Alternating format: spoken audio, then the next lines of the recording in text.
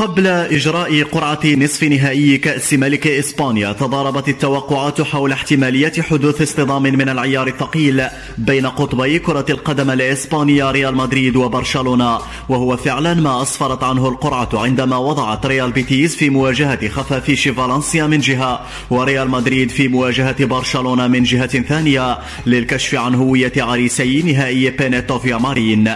مباراة الذهاب من الدور نصف نهائي من كأس ملك إسبانيا ستقام يوم الأربعاء القادم 6 من فبراير على ملعب الكامب نو، بينما يجرى لقاء العودة على ملعب سانتياغو برنابيو في 27 من الشهر ذاته. قطبي الكرة الإسبانية برشلونة وريال مدريد سبق والتقيا في 33 مباراة في كأس الملك، حقق فيها ريال مدريد 12 انتصارا مقابل 14 لبرشلونة، وتسيد التعادل الموقف في 7 مناسبات. برشلونة النادي الأكثر تتويجا بالكوبا ديل ري ب30 لقبا مقابل 19 لقبا للغريم مدريد. مباراتي الذهاب والإياب في كأس الملك ستتبعهما مواجهة ثالثة في الدوري الإسباني في 3 من مارس، ليكون عشاق الساحرة المستديرة على موعد مع 3 مباريات كلاسيكو في شهر واحد، شهر مكتظ بمختلف المعارك على المستويين المحلي والقاري، سيرفع فيه إرنستو فالفيردي وسانتياغو سولاري شعار التحدي بعنوان